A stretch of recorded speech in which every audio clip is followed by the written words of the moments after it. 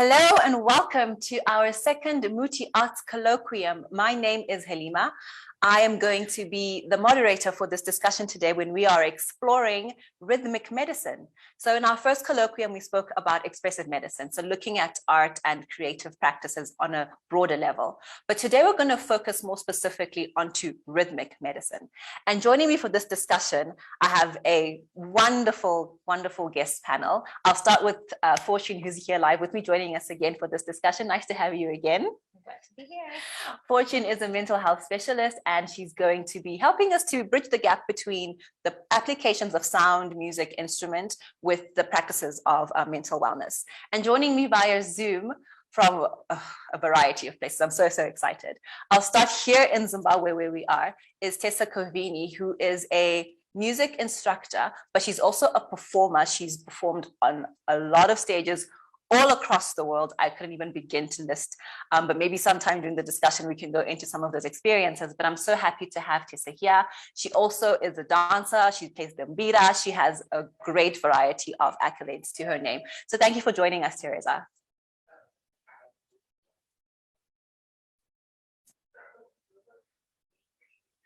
Oh, you know, Zoom networks. Also joining us via Zoom, we have Neil. Oh, there we go. Perfect. Thank you. Also joining us via Zoom is Neil, who's joining us from Malawi. Neil is also a musician, but he has a very interesting story on how he's actually applying music to therapy to help especially young people who've actually been in very interesting and concerning situations. But again, I will ask him to get into that a little bit later. But thank you for joining us so much, Neil. Thank you for having me. Did you get that? Yes, super. Thanks, Neil. And last but not least, joining us from Zambia is a singer-songwriter, Mutinta, who has a holistic approach when it comes to music. She believes music is communication, and she likes to use it to express culture, to express emotions, and also to just look at people's humanity as a whole. So it's really a pleasure to have you, Mutinta. Thank you for joining us from Zambia. Thank you, Halima. It's wonderful to be here. Super. So we'll jump right into it because we have quite a bit to discuss. And I think let's just start at the very beginning, right? What is rhythmic medicine? From a cultural, creative point of view, we are speaking about the application of music or sound, even like using your voice, chanting, in order to induce a state of calm or relaxation, or to change your emotional state. So when people come to you, Fortune, and they are in rather frazzled situations, what do you find? I know you do a lot of meditative practices as well in your practice. And how do you find that it actually applies when you speak about rhythm or like maybe tonal medicine? Wow. Okay. For me, when it comes to rhythm, I believe everyone has like a sound identity. So it's more of trying to elicit that sound from somebody. You have to get them to understand that they have their own internal rhythm that sort of connects with an external sound. Just like when someone is crying, there's pain inside them. Sometimes they can't be words that come out, but there's a wailing, there's a pain, and they have to connect with something that's out there. They have to let it out, and that's a sound. So I feel there's like a serious connection with rhythm and sound and just the internal psychology. I love what you said about wailing, because we don't normally think of wailing as something that is positive. When people express emotion through crying, we always look at it from a negative perspective, especially if it's men. And you work a lot with young men and boys as well in your practice. Yeah. And I think it's something that we have to start recommunicating in a more positive light, to say it's okay to express yourself through wailing, through crying, because that's a way of, I guess, rhythmic medicine to some extent. And maybe if we're looking at it from a more technical perspective, maybe I'll go to Teresa first, being somebody who does actually teach music.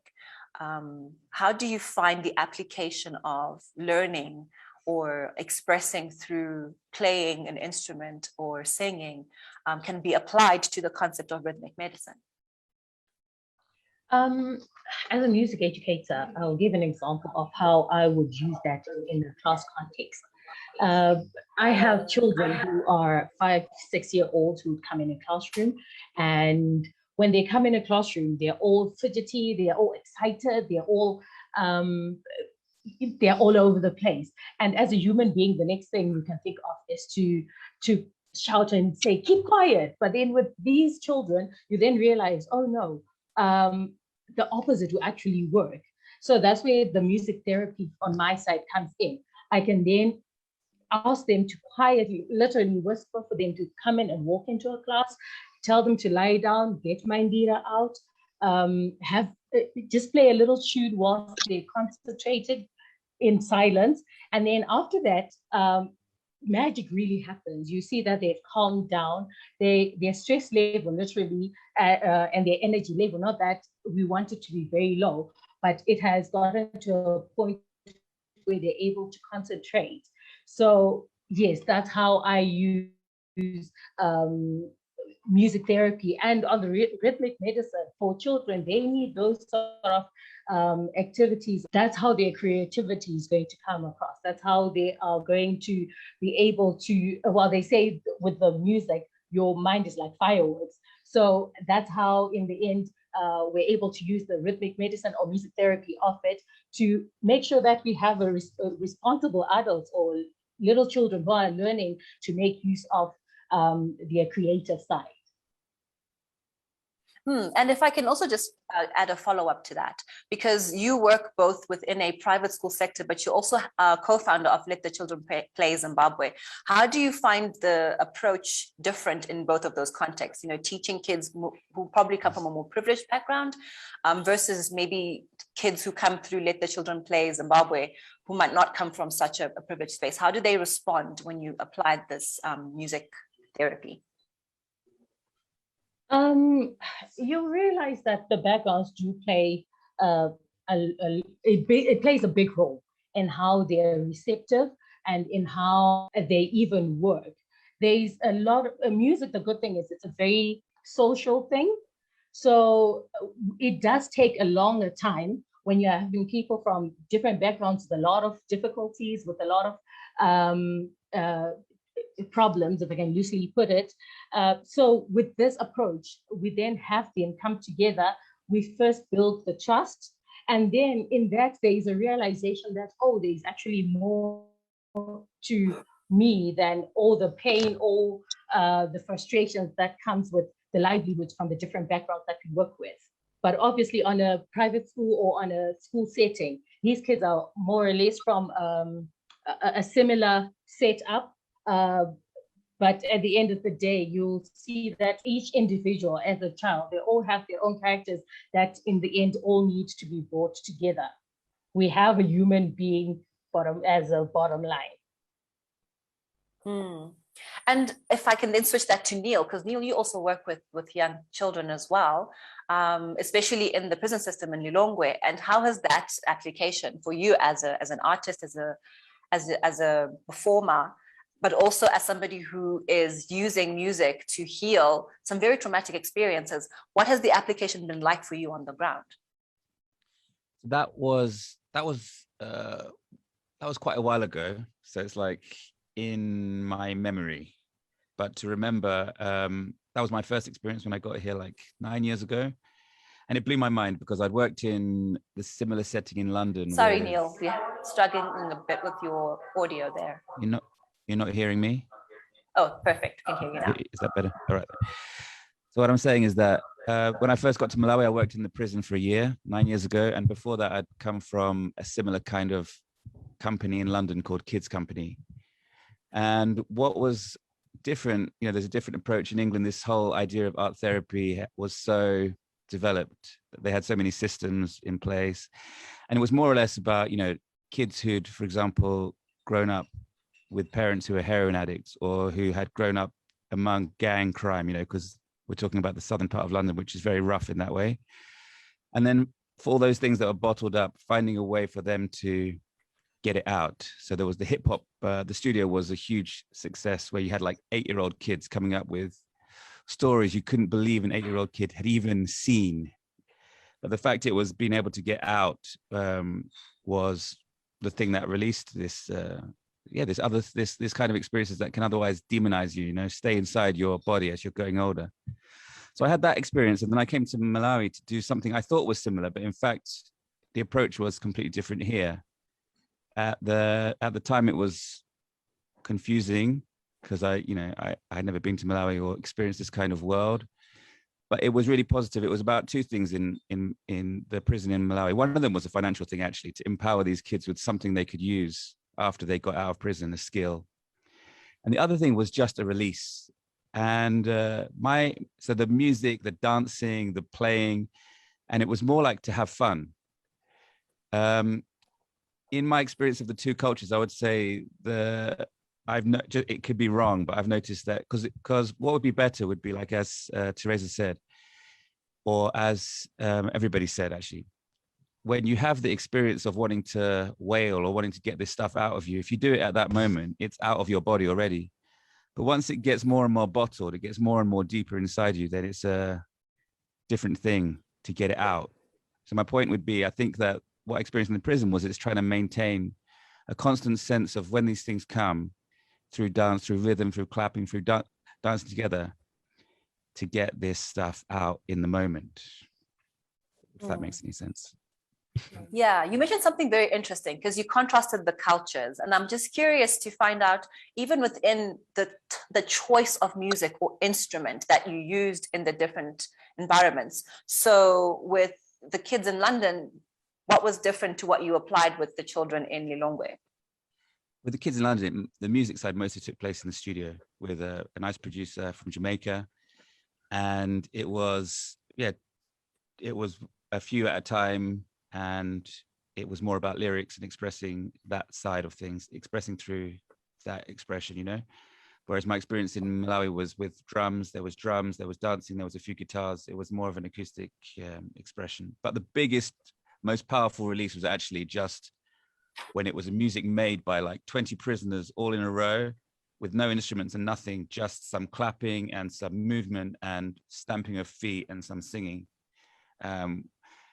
It was mind-blowing for me because also they were just so, I don't know even the word, they were just so amazing. Thank you so much, Neil. I'm gonna throw this next question to Tinta and just ask, you know, from an African perspective, especially Southern African perspective, because our Bantu cultures are very similar. What do you find when you tie together? Because I know you also have quite a strong religious music practice as you do a contemporary music practice. And what do you find is the correlation between the effect that can be evoked from those two different practices? Because you do like to speak about music as a form of communicating identity and culture. And so in those spaces, because not everybody's using music in a contemporary or urban setting, some people are using it for religious or ritual purposes. What do you find is the thing that makes it so applicable across the board? What is it about music or rhythm or sound or instrument that actually helps people, you know, relate across a myriad of situations? Well, first of all, I think one thing we should be very much conscious of or aware of is that music is a very innate thing. It's not something that was, invented or discovered by someone. No, it's something that God created within us at the time when he was manufacturing or creating us.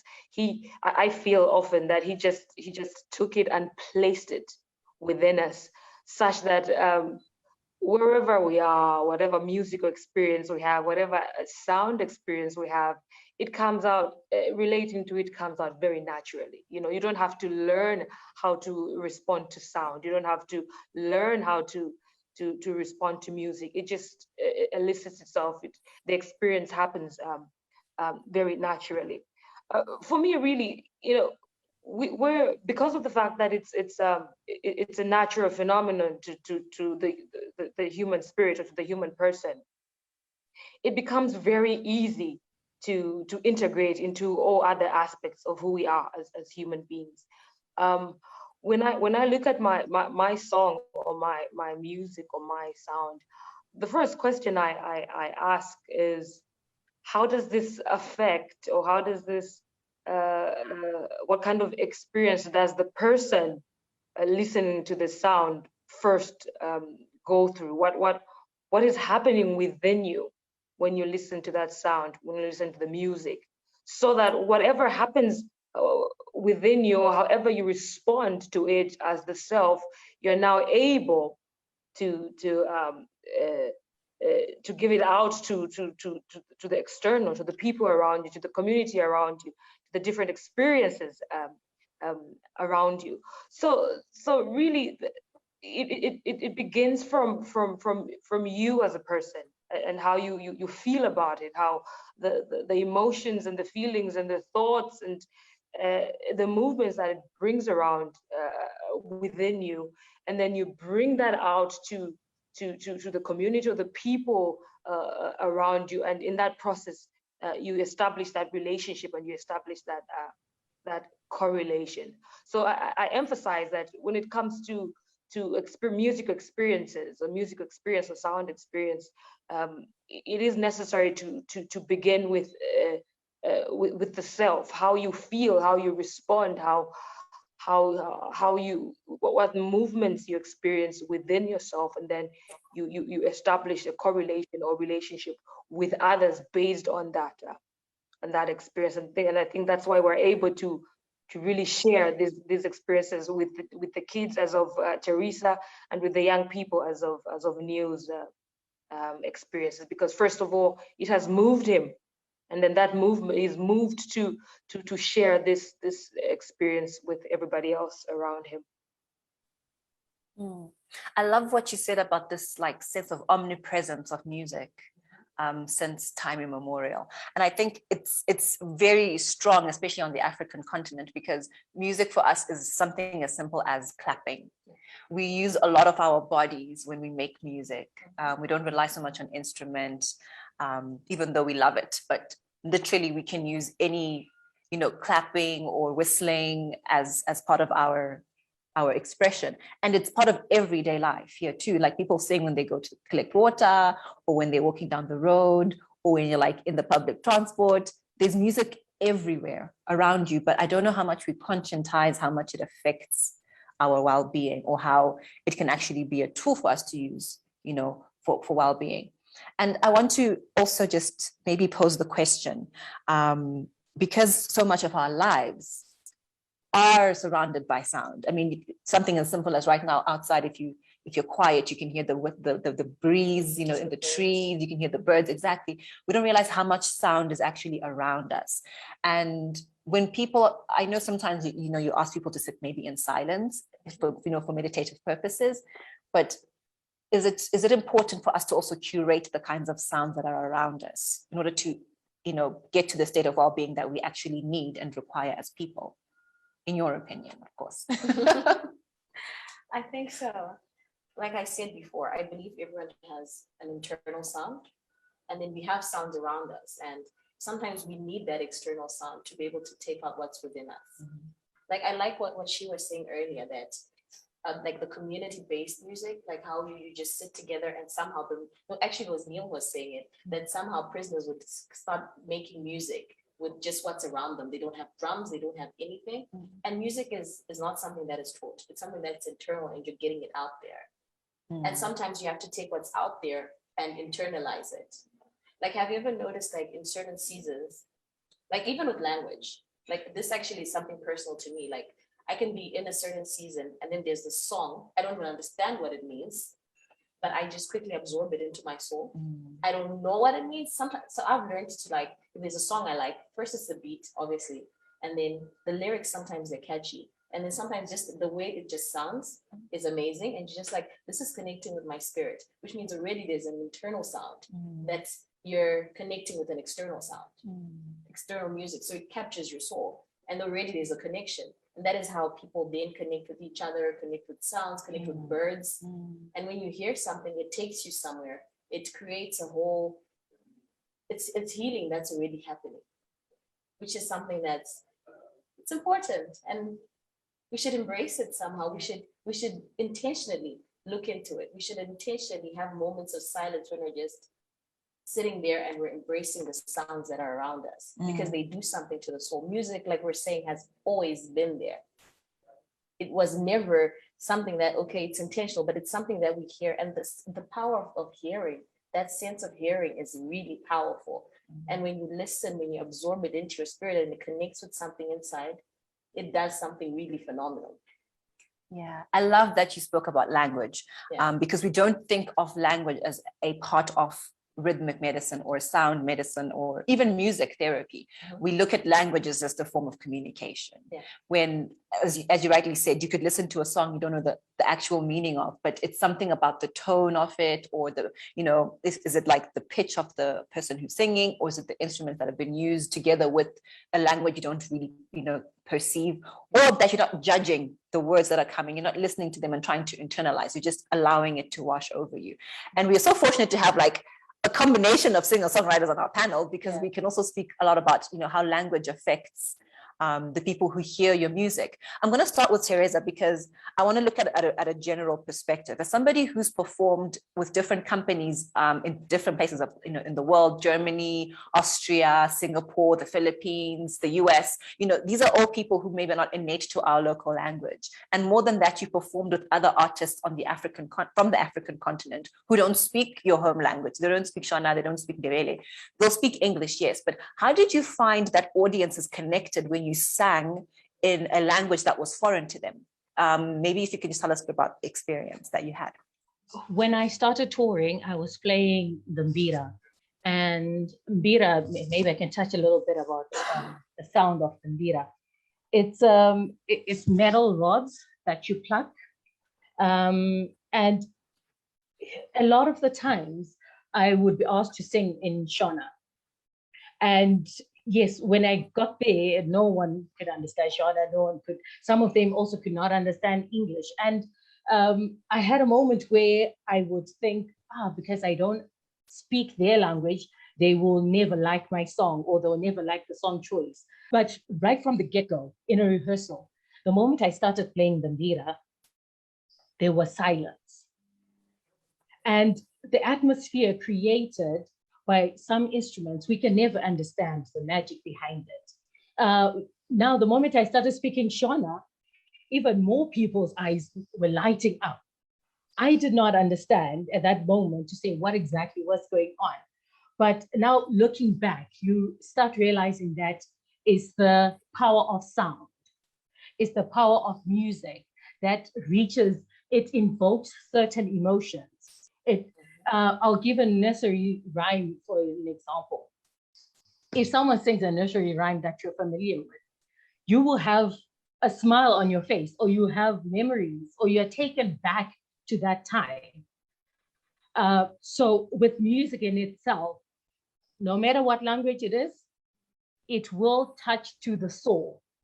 It plays around, it invokes certain emotions that no other medium is able to invoke. So with my experiences, everywhere I went, like with the mbira sound, it actually was one of the most appreciated part of the show. And it being played by itself, you even have people crying in the audience, which is, to me, was amazing. And I must say, it made me want to explore more into mbira playing and what we have as a culture, because a lot of the times you see that people don't appreciate until they see other people appreciating it. So yes, with the mbira sound, personally, I can say it has shown me that music is a powerful medium that can really touch whatever. It doesn't matter what nationality it is, it doesn't matter what country or what language it is. If you look at in the Bible, we're looking at way back. Even if people don't take the Bible, like we're cutting across Christianity or religion or whatever. We're not just specifically talking about religion. But if you look at history, and you're using the Bible for history purposes, but even for Christians, if you look at Saul and how he would ask David to play for him, a harmony that would give him healing, And even now, that is like the same concept. It's gone over time. Even people that are going just before they go into surgery, or just before a crisis or something that's really hard. There's a way that music just cuts across everything and just soothes your soul. So there is something about music that it's deeper than what we look at it at the surface, but there's something that's more deeper than that, that connects with even our bloodlines, that connects with even our history, that connects with just the whole body. The whole planet, actually. If you're gonna look at how the wind causes the leaves to ruffle, the birds to sing, the water, that's all music. It's all music. So somehow there's something deeper about music that we actually just haven't grasped as people.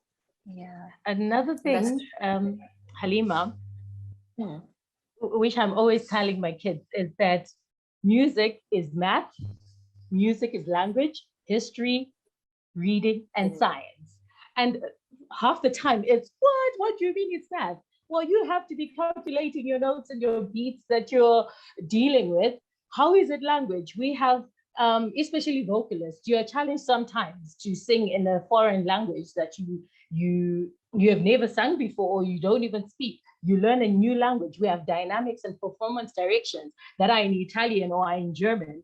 History, we have to look back to where we're coming from so that we understand how we can move forward.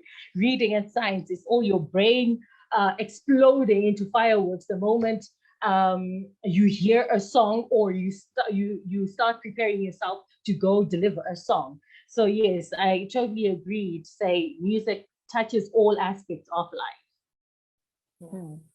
I love that point about music being science, but if I maybe use a different word and just say, the application of sound is a science, because even when you are choosing which notes to play, it's an alchemy of things, and even if you're doing like a monotone, like singular frequency or a singular sound, there's still a science to this. There's like a certain duration that you want to apply to get to a certain point.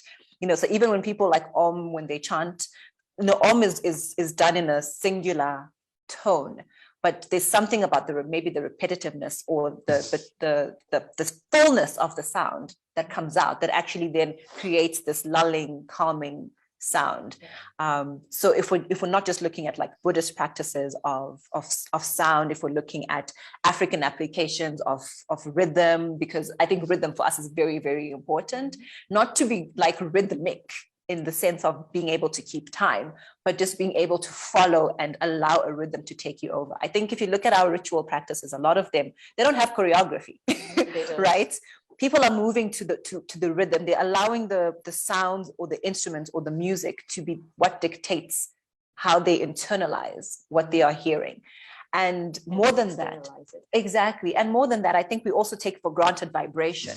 Our organization is very inclusive. So we do work a lot with people with different disabilities, and especially those who are deaf, and their application of vibration. We don't use the word music so much, but we think of sound more on a vibration level. And even that capacity to follow a rhythm that they cannot hear, but they can feel it. And I think we take for granted that we can also feel music. We don't just hear it. And maybe even if I can pose this to Tinta and say, I know that you surround your music with a lot of philosophy. It's not just a artistic practice for you. And if we are speaking about vibration and internalizing and feeling music, for you, when you are sitting down, putting pen to paper, or voice to instrument, depending on how you come up with your song, how do you correlate the feeling and the hearing of music? How do you make the senses balance? And how do you think that plays a role in applying wellness to us as individuals hearing your music?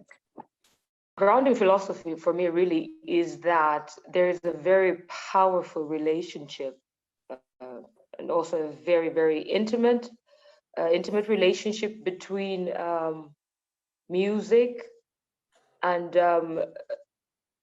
the emotion, the faculties of our being that are responsible for eliciting emotion and certain feelings, as Teresa was saying, certain thinking processes. So in my art, really, what informs the way I communicate, the way I influence the person listening to what I'm singing or what I'm saying, is grounded on thinking that I have to get to the emotional aspects of this person, because I believe that has the capacity to influence their thinking, you know, to influence their action, to influence their behavior, to influence how they relate with themselves and the people around them. And that's why I keep saying we can use the art for communication. We can use the art to communicate identity, to tell our stories, our history, our excitements, and things like that. So I often like to invite people to a space or a place where when they're listening to the tone of the sound of my voice, they allow themselves to be open to what emotions, to what thoughts, to what impulses this sound or this voice or whatever I'm singing brings about, or what impulses, what emotions, what thoughts, or thought experiences this elicits in them, and become conscious about what that is, and take it as me being an instrument that is being used by God. I'm very well versed in the reflective and spiritual aspect of my art, and look at me as an instrument that God is using to communicate something to you, you know. And this communication is happening in your emotions, through your emotions. It's happening through your thought processes. It's happening through the different impulses that this sound that I'm producing is triggering in you. So we as Teresa is saying, it's a whole really environment of communication, of exchange, of experience, and trying to see what you can learn from that, what you can cultivate from that as a person, what lessons you can learn from that as a person. So it's really something that we should take advantage of, really, as individuals, as people, as communities, as a society, because it's a huge, it's a wonderful gift. We as Africans really have it very handy because of the diverse manner in which we share it with the world, and being very conscious about it, being very aware of it, and utilizing it and using it for self-consciousness, for social consciousness, will be a definite plus for us. So really, what I'm saying is that for me, I utilize my art to bring about a self-consciousness on a personal level, giving the person an opportunity or an experience of discovering who they are through eliciting those emotions and those thoughts and those impulses, but also on a social consciousness level, where I go out into my community and I use my voice to elicit thoughts and emotions which were able to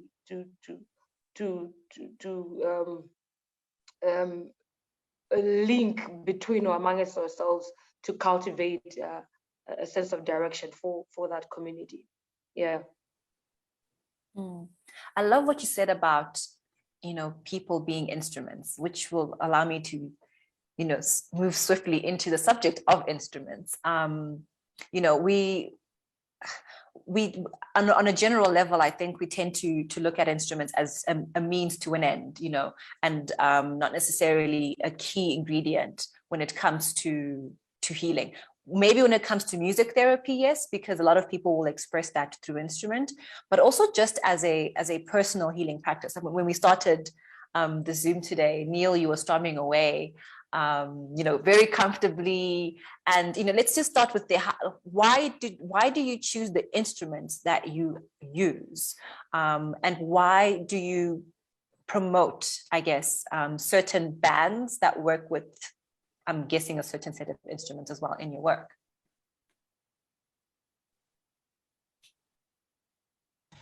So you're talking to me, aren't you? And I want to, because all the things that were said just now relates as well with the instruments to the band I work with. I work with one band called Madalitso Band. And it relates to something that was said earlier, because in fact, they build their own instruments from things they can find around. So it's a wire from a truck's lorry, and it's from some wires from a break of a guitar. And I remember sometime we were in France and somebody asked, like, why don't you buy something from the shop? Expecting us to say, you know, we're from Malawi and we don't have this and that. And they were just like, you know, if I buy that guitar, I cannot make the sound I want to make. And the fascinating thing about Madalitso Band is they don't speak English. They come from a very, like a village context. Yet when they describe what their function of their music is in the world, it's just what Tinta said just now. It's to basically, in his very simple English, he said, to change people's lives. But what he really means is that he knows that when he plays a show, even if it's to make somebody dance, or if it's to make somebody reflect, or to make somebody cry, or whatever the emotions, he's actually changing that person's life, be it for a moment or maybe even longer term, because it has that power too. And then to go back to what was said about language, I find it fascinating with them. They don't speak English or French. We just go on tour in France for 36 concerts. And I understand all their songs, and some are love songs and some are advice and some are like a song about an old guy who's skipping rope and saying, why are you still skipping rope like this? Are you still a child? And when they sing that song, the audience behaves like children. And when they sing the love song, you see couples touching hands. And it's for me fascinating that nobody understands what they're saying, yet the intention carries through. So when you sing, if you're expressing something very deep, somehow beyond language, that message still gets through, which is quite amazing. But it's to do with truth, I guess. Like and intention. I think as an artist, we're the ones who have to have that strong intention for what we want our music to do and to affect people. And if that intention is to heal and to make people feel better, then it will come through. That's beautiful. I think that's quite a common practice on our local context of people making instruments. I can think of like kids way back when I was younger. We won't disclose just how long ago that was. But with those, there was a time and place in Zimbabwe when you could buy cooking oil in those tin. I don't know if they're bottles then, if they're tin, but yeah, in the tin can things, the gallons, exactly. And they would just put string, and then they would just make a guitar, and even the reed wind instruments that we have, very popular here, which is like a harmonica but made from nature, right? And it's things like that where we are able to find ways of applying what's around us to create something that, I mean, they weren't making it just to become famous or become singers, but it was to express something. And they found a way of making it come from, like you were saying, from internal feeling to an external expression. And how do you think we can maybe shed a bit more of positivity on the idea of people actually getting down and making, their own versions of instruments, whatever it might be, to facilitate that process of healing? I mean, it's easy to buy a CD or to go online on YouTube, but do you think it's an important practice that we should maybe consider to say, how can we create our own versions of a healing tool through music? I think, like I said last week, it's more of what's inside someone, because you're going to use the external stuff. You're going to look at the sounds that attract you, that attract your spirit. But it's more of what is inside. What does it connect with? What's the sound you identify with? That is the first thing you're going to look at when you're going to say you want to make a tool. But I think with what's going on in the world, people are too busy to actually say, let me sit down, let me make a tool. It has to be something you're intentionally going after, to say, let me actually do this. I'm going to write it down. I'm going to work on it. It's going to be a work in progress. Even if it's going to take me months, I'm going to do it. But it comes from what is inside you. What sound, what melodies, what do you hear? What do you connect with? What sound? Is it a bird? Is it a humming? Is it just your voice? Is it just Do you want to just scream? You've heard there are these songs that someone said, or even pieces of art, when someone sells you something and they're like, there's this song that this person released, it's called, and the song is, and it's literally nothing, there's no sound. But you're going to try to figure it out. So by trying to figure it out, you're internalizing it, like, this is a silent song. What are they trying to say? What are they? And then there's something that it fills up in you. You get it? And then you're trying to say, okay, what song is inside me? Because that is exactly what they're saying. They're identifying with just nothing, but the nothingness is something. Yeah. So let's talk about white noise a little bit then, before I jump more specifically into the Mbira, because a lot of people are now using white noise to help them to stay calm or to fall asleep, or to induce something. When did we become so fascinated, or why maybe did we become so fascinated with this idea of needing white noise? Because we have a lot of white noise as it is. Why do we now have to generate a technology that creates white noise when we have so much white noise around us? Is it because you think of that, what you're saying about the sound identity that everybody has, or do you think people have just become numb to real white noise that now they need to stimulate? Become numb. Yeah, we've become numb to what's natural, basically, and we need an extra push for us to go there. But then there's some people that have discovered it, and they've found ways of just incorporating it into our daily lives. Like, you're gonna find someone saying, okay, I literally want to go for a vacation so that I can get some air. Yet you could actually just literally create it in your backyard. You could literally go Kumusha right now. You could go to your village and just sit down and embrace things as they are. But it's something that you have to intentionally do. Everything is about intentionality, because you can't seek it from the next person. You can't get it from the next person unless you consciously go after it. And that's the same thing with creating instruments, creating environments, and the white sound. It's something that's already in there, but you have to somehow get it out of you and use whatever you can to just internally, externally make it work. Yeah. Halima? So I want to touch a lot for the next maybe few minutes on the Mbira, because that's something that we are celebrating as Tamba Africa Wellness Program. It's an instrument that's very close to our organization, but more than that, it's also an instrument that's very close to our culture and our people. And maybe I'll start with Teresa, as somebody who actually plays the instrument, to say, what do you find draws you into it, and what do you think draws other people into your, the way you play the Mbira? Because it's also important to note, it's not always just about the instrument, it's also about the player of the instrument, how they play the song. It's almost like when people sample other people's songs, and it sounds nice when one person does it, and then when someone else does it, it doesn't quite fit the bill for you. You prefer a certain version of the sample. If you're like me, I always prefer the originals because I feel like it's authentic to what the song is about. But Teresa, as somebody who actually plays the Mbira, how do you think, you relate to the instrument, and how do you think others relate to the way that you play? First of all, before I get to the Mbira, I just want to say, with the whole instrument making, I totally blame technology, as it has sort of taken a lot of attention off creativity in a way. There is major things that happen, of course, with technology, but hands-on crafting and making things, I think organizations like Tamba Africa are needed to ensure that that culture still stays on, where people go out to just be creative, or even start making instruments. So thank you very much for that.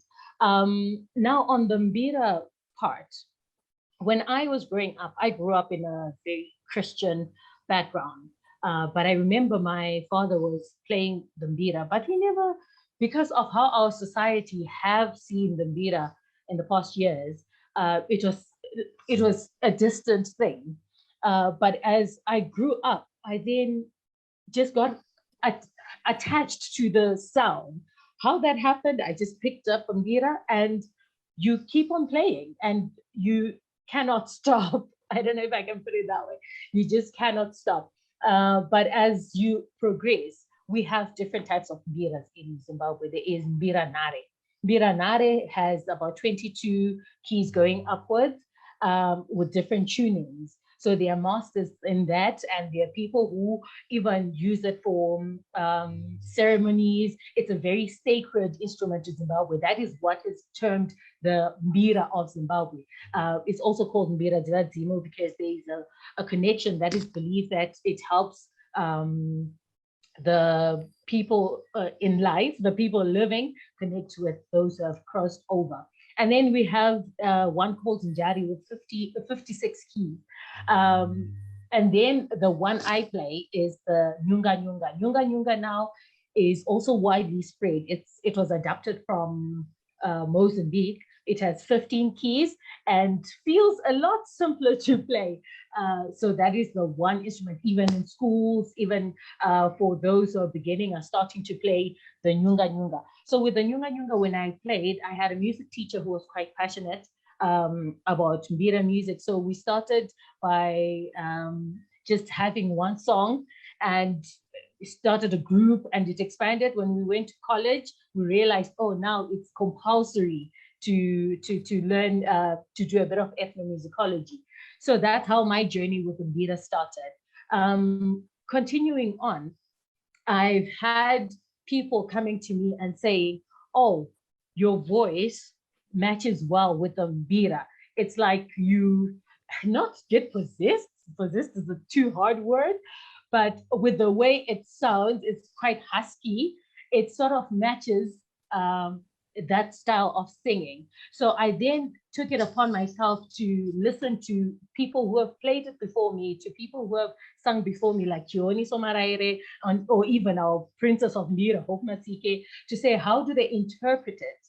And in the end, it was work I had to do by myself, on myself, to say, how well can I make my voice work with this instrument? So at the end of the day, I think we need a lot of a good foundation so that it's like a trampoline and that will get us going.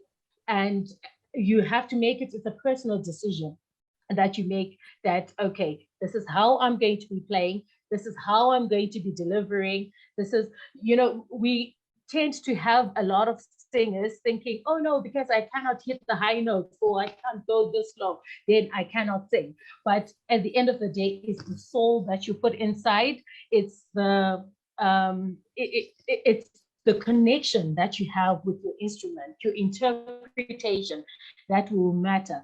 Some of the people who change people's lives are not considered the best singers. If you go on Idols, most probably if I go on Idols, I might be told, maybe do something else. But once you work on yourself and you have that connection with your instrument or with your craft, then I think it helps you deliver the message, or it helps you touch someone. It might not be everyone in the audience, but I believe at least one person's life will be touched and changed. You mentioned something very interesting about going into a trance when you hear Mbira music.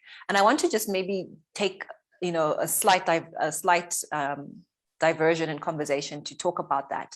It's funny how we associate a trance from Mbira very negatively. And yet people get a trance from all sorts of other music, but we find that to be a more positive thing. What is it about our indigenous sound that we find, to be associated so bad? I mean, I understand there's a cultural context. People often look at, the native players of certain instruments or the environments in which instruments are played. But, we forget that Mbira was not only played, in ritual in the sense of medicine, but it was also played in the sense of, entertainment, celebration, sometimes even like, in funeral rites as a way of helping to ease the pain of those who've lost their loved one. But all of a sudden, 21st century hits, and now we look at the Mbira as something that, when it does take you into a trance, is a negative thing, because I'm yet to hear about somebody going into a trance from the Mbira and then becoming like mass murderer or, creating all sorts of like genocide. I'm yet to hear of something like that. And yet there are other, things that do make people go into that kind of state of a heightened state. And, it's negative things that I'm not going to say, so I don't encourage people. But those things are not given the same amount of flack that the mbira is. And maybe if I can go to Tinta and say, in the Zambian context, are there situations like that as well, where there are indigenous instruments or indigenous music practices that have negative connotations and yet they'll have a positive history? Oh, absolutely, absolutely. We have a lot of different kinds of performance arts, not only musical instruments, but even dance and many other aspects of our art, which have been given a very negative connotation.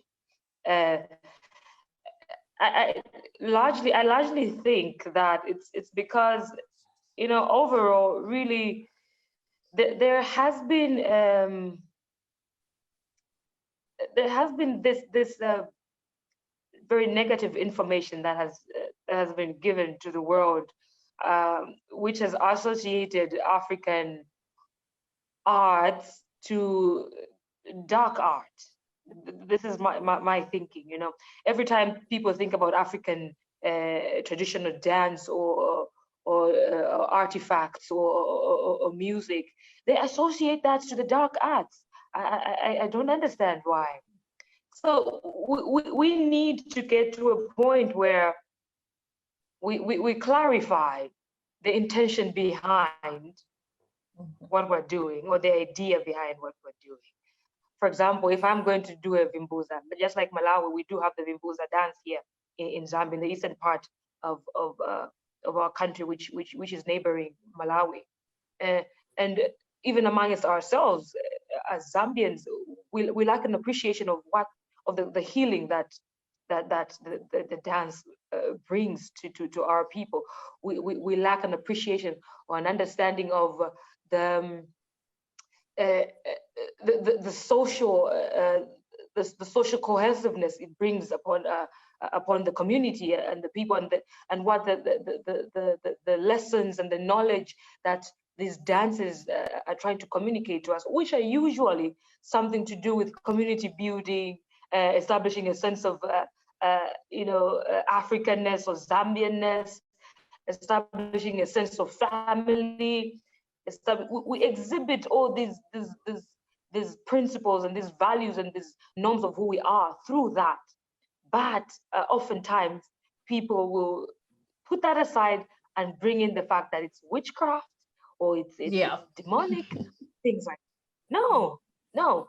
The intention behind it, there's a message behind the dance. When an African Vimbuza dancer or Zambian Vimbuza dancer sets his mind on doing a dance, he communicates to the people to say, in my dance, I'm trying to communicate that as a community, we need to really, really work on establishing our sense of belonging, our sense of togetherness, our responsibility as children to play our role as members of the family, our responsibility as parents to take care of all these things are communicated through the art of dance, through the art of music, through the art of chanting and things like that. So we need to come to that understanding as a people. And I always say this, the many people I've interacted with outside of the continent, I say, the African art is the most authentic form of art that I've ever experienced. Maybe because it is my art, because I am African and I'm experiencing it firsthand, in an effort to make them understand that it's got nothing to do with evil. It's got nothing to do with the dark arts. It's an expression of who we are, what we believe in, and what we stand for as a people. And people out there do really have the responsibility to be able to look at things from that point of view, because from that they'll be able to have a better appreciation of what we try to do in those arts. Yeah. I think what I find really true is that, like, in terms of Mbira, you find that we have like the western side using Mbira as well in their songs. Like the first part of their songs or somewhere in between, they find a place where they can fit it in and it sounds amazing. So why then do we think it's evil, but then we have other people that are trying to copy it and absorb it into their cultures? You have Beyonce and all these other guys, they're trying to include our kind of music into theirs. They're also trying to find the common ground where they're connecting culture. They're saying they have a part of them that's African and connecting humanity. So why then would we say it's evil and not look at it in that light, that it's something good that other people are actually attracted to? I think, Halima. Yes, Teresa. Like what Tinta has just mentioned, a lot of negativity or negative commentary has been aligned with our traditional instruments, which is quite sad. And it is our duty as advocates, as musicians, as songwriters, to change that narrative. Half the time you realize that mbira in itself is an instrument, like a guitar, like a keyboard, like it actually can be played anyway by everyone. But what differs is the context where you're playing it. And like in the Shona culture, they believe that the biranare was used for during healing ceremonies. And it's not everyone who would just come and play it. It was a specific person or a specific family that would play during that ceremony. So I think it's just now more than ever, it's time for us to help change the narrative, to make people realize that these special instruments, yes, of course, it's like someone who goes to church and someone who does not believe in church, an atheist, and there's someone, or even with Muslim, for example, there's one God, but we have different ways of praying, if I can put it that way. So we just need to now be on gear 5 of trying to change the narrative and help people realize that actually culture is not black art. Culture is not evil. Culture is who we are. And the only thing that is constant is change. We are going to change, but we mustn't take or let the history, because in Zimbabwe, there's a lot of history of where when someone was being heard playing mbira, you'd actually go to jail for that. So I think also history has a big part that it played in making people think and see the instrument the way we do. But now it's our turn to change that narrative. Yes, Neil. Neil, yeah, go ahead, Neil. Yeah, I just, it's just my thought, right? And thinking about, for example, okay, I don't know, the way I'll explain it is to think about Gandhi, for example, you know, who now the flag of India is this this wheel, and the symbol of that is to say, you know, the way that we can keep our identity and also not need all this stuff coming in that's costing us so much money is to make our own clothes, you know, in whatever simple way.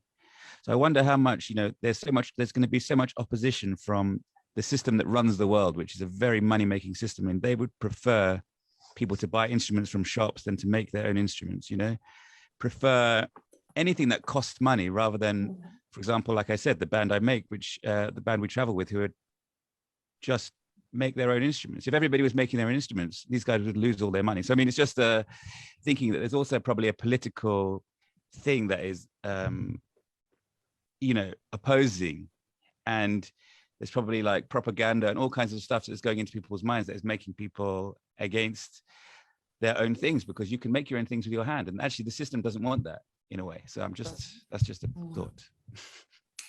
If I can stay on you, Neil, because you've brought up something that I was hoping somebody would mention, but I don't want to be the one to throw it out there. But this idea of politicizing music or sound or instrument, or trying to police, you know, instruments or sounds. And Teresa also mentioned, you know, like at some point in our own Zimbabwean history, even the drum, you couldn't play the drum like 200 years ago. And it wasn't just for us a suppression of our expression, it was also a suppression of communication, because that's how we communicated from, you know, village to village, for lack of a better expression. There were certain, you know, styles of play that would communicate something very important, or, you know, maybe a death or something like that. But this idea of politicizing or policing music and instruments and sounds, how do you think it's actually affecting our ability to attain wellness? Because if I cannot express myself in my own personal identity, you know, my voice identity, as you mentioned, Fortune, how do you think that's actually affecting our capacity to reach a state of well-being? To me, but it's exactly like the same thing with healing. I mean, probably the pharmaceutical industry is one of the most money-making industries in the whole world. So if you're to turn around and say, do you know what, we can heal ourselves with music, of course there's going to be a massive opposition to that. But and in fact, if you go beyond healing, like before healing, it's just keeping yourself healthy, keeping yourself well before you get that far. And again, that's why there's obviously, it's always going to be a fight, you know, so there's always going to have to be people who are that into it and that believing in it, that they're willing to go far out and spread it. That's a very vital and essential message to all humanity. Yeah. I think it's making me think about when someone goes on a vacation, what are they looking for? When you're gonna go on a vacation, you're looking for the peace and quiet, you're looking for the sun, you're looking for basically things that are natural most of the time. You're not gonna go looking for technology. Like, yeah, there are people that do that, fair and fine, but you're looking for the natural things. You're looking for what you can connect with. You're looking for the sand. You're going to the Kalahari. You're looking for the sand.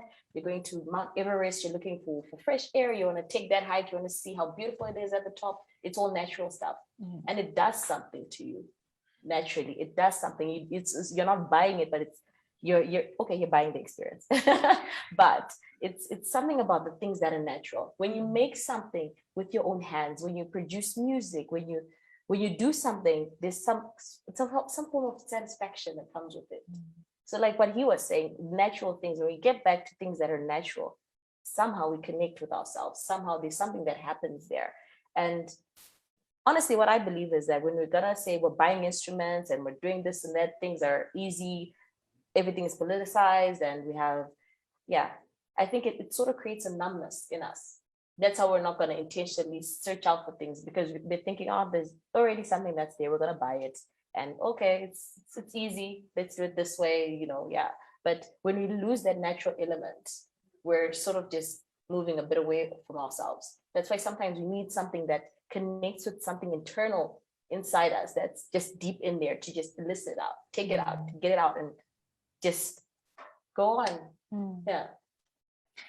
I mean, you work with a lot of peri-urban communities. How easy would it be to incorporate something like music there? Because, you know, as Neil was rightfully saying, you know, there is a currency to healing, unfortunately. But for us, especially even as MutiARTS, we're looking at how can we formulate a product that is free, in the sense of anybody can access it. It's available to anyone at any time. The idea of using arts for healing.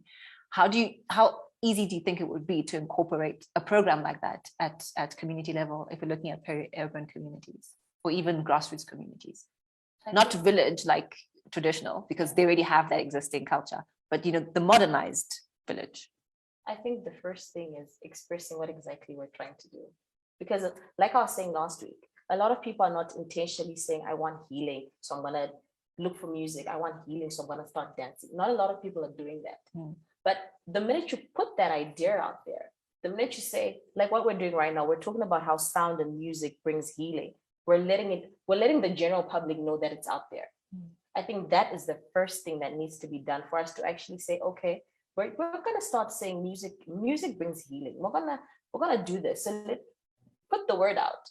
That's the first thing. Put the word out, and then from there you're gonna say, okay, this song, these things, talk about it more, get it out there like we're doing right now. That's the first thing to actually get it going in the peri-urban areas, because people bump into it, like we were saying last week. You're going out there, you're saying, I'm gonna be listening to music, but you sort of bump into it. You're not looking for it, but it just catches up with you, like the guerrilla warfare, like you just sort of walk into it. But when we actually say there is such a thing like healing that comes from music, you've planted the idea in someone's mind. So they're gonna look for it. And you're gonna say, oh, this song's for the brokenhearted. Like they say it on radio, like, you know, if your heart's broken, you're going through a breakup, or you need this, just listen to this. Or to those independent women, you know, you want to get up and go, because music does that. Music gives you energy, music soothes your soul, music does everything, but you have to tell people about it, get it out there. Yeah.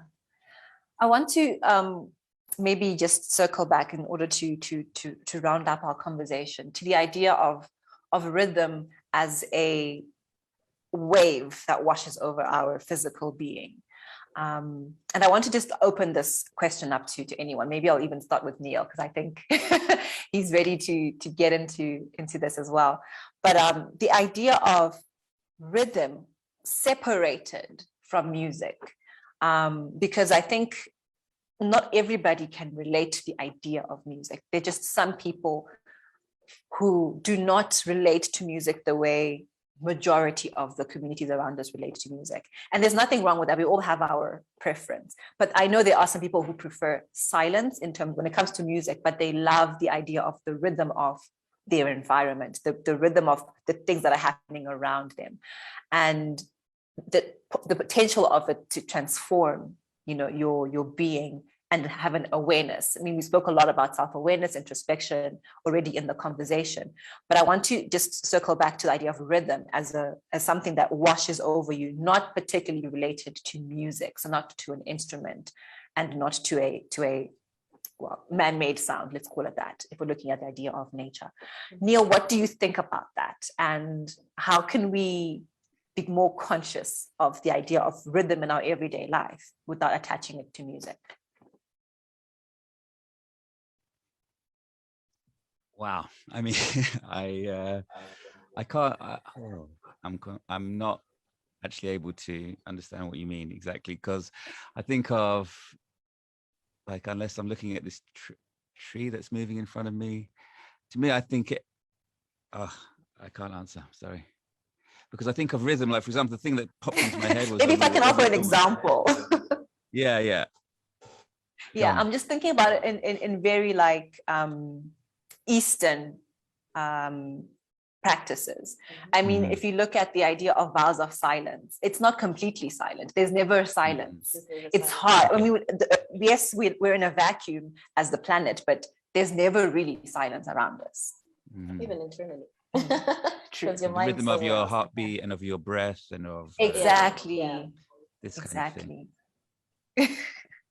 Exactly. And the rhythm of walking and the rhythm of eating. Yeah, I mean, that's where my mind goes. Let Teresa go for it. Go ahead, Teresa. I think if I'm understanding you well, with the different rhythms in our body, we have heartbeat, for example. We have our blood flowing. Once you sit outside, for example, and you have the wind blowing, you have the birds, there's some sort of, you can predict what's happening. And because you can predict what's happening around you, it sort of leaves the analytical thought pattern. You don't think too much about what is coming next or what is going to sort of take you up by surprise. So in that way, your mind sort of settles more, and there can be like a comforting feel. So with me, that's how I understand a rhythmic medicine.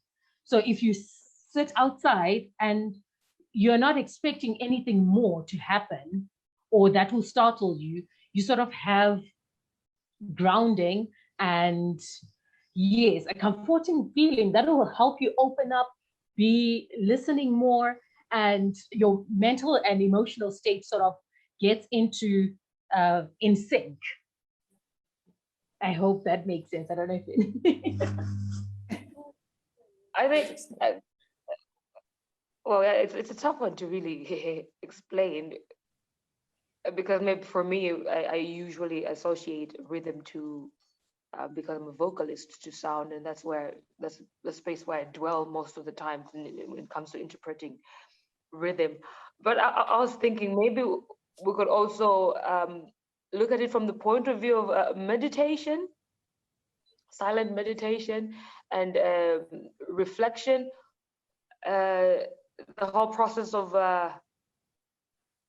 utilizing all your senses to be able to flow, or to listen, or to have a certain kind of experience. But there's always, we're not in I don't think we're in a vacuum, really. As you've said, Lima, there's always movement, there's always rhythm. Even in silence, there is rhythm. There's something going on. There's some flow going on. There's a beat in there. There's, you know, there's something you're responding to a pattern of movement. So there's in silence. There's them in nature. You talk about trees and the skies and the wind. There's rhythm. The blood flow, the beat of my heart, my pulse rate.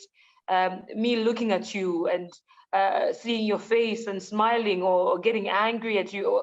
There's always that movement. There's always that flow. There's always that beat. There's always that, you know, there's always that going on. Yeah. So I don't know if that helps, but I thought I should just mention of that. And then from that helps me just to come and at least say something, which is that, you know, all the things that, like, so sometimes I do get, if I go into silence, and you can hear actually the world spinning around, which is just the most basic rhythm that is actually going on all the time, is we're actually just spinning and moving through space. And you can hear that kind of in a weird way, not with your ears, but in some other way.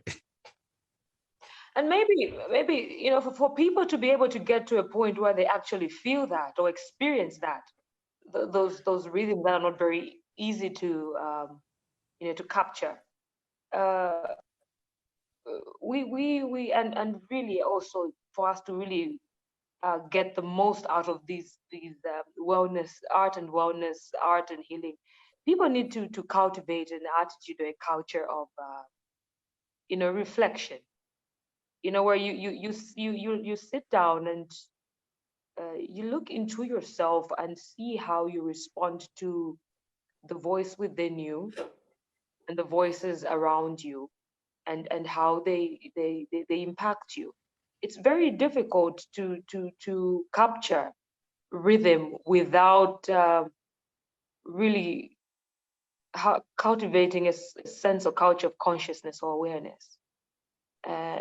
Our art, African art, I often think demands that we really think deeply about what is going on. You think deeply about what we're trying to do. We think deeply about what we're trying to communicate. We think deeply about what we want people to feel or to understand or to learn from what we're doing. So also associated with art and well-being and healing, it should be a cultivation of a sense of self-awareness, a sense of self-consciousness. That was so beautiful. I think I will cap it there because I don't want to ruin that last sentiment that you've said, Tinta. Thank you so much. And thank you to all our panelists joining us. Fortune here with me in Harare, Teresa here in Zimbabwe, Tinta in Zambia, and Neil in Malawi. Thank you so much for joining us for this conversation on rhythmic medicine. We are so grateful to have had your insight and your just yourselves as well, putting so much of yourselves into this conversation and being honest about your own experiences. We're really, really grateful. And we hope that for those that are watching, they've found a tool that they can now maybe think about incorporating into their personal wellness journey or into their personal wellness practice on a day-to-day level. So thank you so much for joining us today. We're looking forward to next week's discussion, which is going to be on movement medicine. And we'll be looking particularly at Vimbuza dance, which was mentioned in today's discussion, but focusing it on the Tumbuka people of Malawi. We will be joined by a new set of guest panelists, so be sure to watch our next MutiARTS Colloquium, which will be next week, Tuesday, on 31st of August, same time from 10 to 12. Thank you so much for watching. Please be sure to follow our social media, Tamba Africa Circus, or Tamba Africa Social Circus, or Tamba Africa on Facebook, YouTube, Twitter, and on Instagram. Thank you so much for joining. We look forward to seeing you again as we discuss movement medicine in the next MutiARTS Colloquium.